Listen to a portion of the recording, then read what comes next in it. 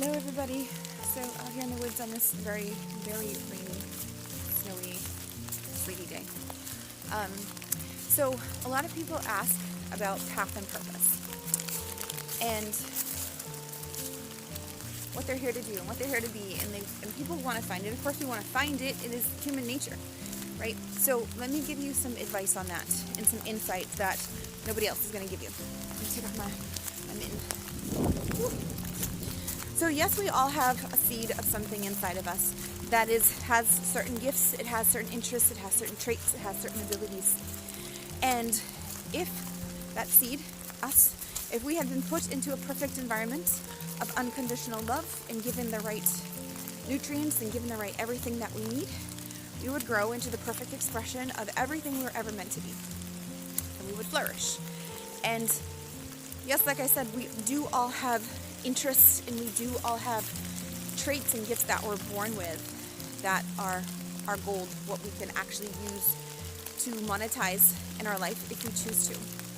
But it's much deeper than that. And so are there processes and things we can go through to find out what that is? Of course there is. And it can get us pretty damn close to what the ballpark of those gifts and talents and abilities and our interests and our passions are. And the problem is that at some point in our life we feel like, oh my God, something is missing. I don't have any passion, I don't have any interest, nothing inspires me, right? And that's when you realize that it is me that's missing. It is me. I never knew myself. So how do we learn to do that? Easy and not easy, right? Because when you grew up, and not any fault of your parents, this is just something that happens, we look at our environment and we gauge, we get messages like, who do I get to be? Can I scream and cry and say no? Can I be loud? Can I ask for a lot of things? Can I tell everyone how great I am? Can I do these things? And a lot of times it's no, don't do that. You have to be this, don't do that. Don't speak too loud, don't ask for too much, don't think you're so great, don't be so big on yourself, that's impossible, that's not going to happen. Stuff like that doesn't happen for people like us.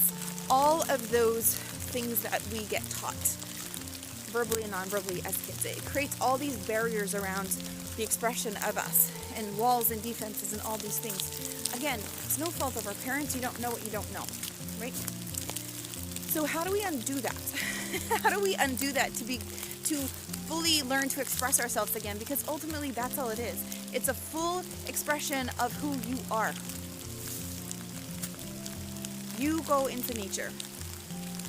That's it. You go into nature. So yesterday or the day before, I posted a video about the environment that we are in, how they calibrate us. We calibrate to the environment, calibrate to what the people around us are doing and how much they're letting themselves be and ask for and experience, and how much money they're letting themselves have, and how much ease and health they're letting themselves have. We do it unconsciously until we know not to do it. And some people are never conscious of that. And so what nature is the perfect expression, right? Like this, all these trees, right? They don't have defenses. They don't have egos. They didn't have someone telling them, no, you can't be that. They're not looking at their environment and saying, well, they're not doing it, so how can I be that? You know, I can't be the biggest one. I can't be the brightest one. They're not doing that. They are just an expression of the divine, and they're just expanding. Nature only knows expansion. That's all it knows. Nature doesn't know contraction. We as humans contract because we have fear and we have anxiety and we have judgment. And so if you put yourself in an environment that doesn't have that, then you begin to calibrate to your environment. Nature is unconditional love. Nature is unconditional love. It has no judgment. It is just full expansion and expression of itself. The pine tree is not judging itself because it doesn't look like the elm. The little flowers don't judge themselves for not being like the oak trees. Everyone is just doing their own thing, and they're the full expression of themselves. And so if you want to learn that, then go sit your ass in nature and be there and let it work on you. there is something profound actually about hugging a tree and just saying, show me the nature of my nature. Show me what it feels like to expand, because all I've ever known is contraction. All I've ever known is I can expand this much and have this much and be this big in the world, but that's it. So ask nature to show you. Let nature calibrate you to what you are meant to be. You are, yes, an aspect of the divine. The divine doesn't have form until it expresses through you, until it expresses through nature, until it expresses through something. And nature doesn't get in the way of that.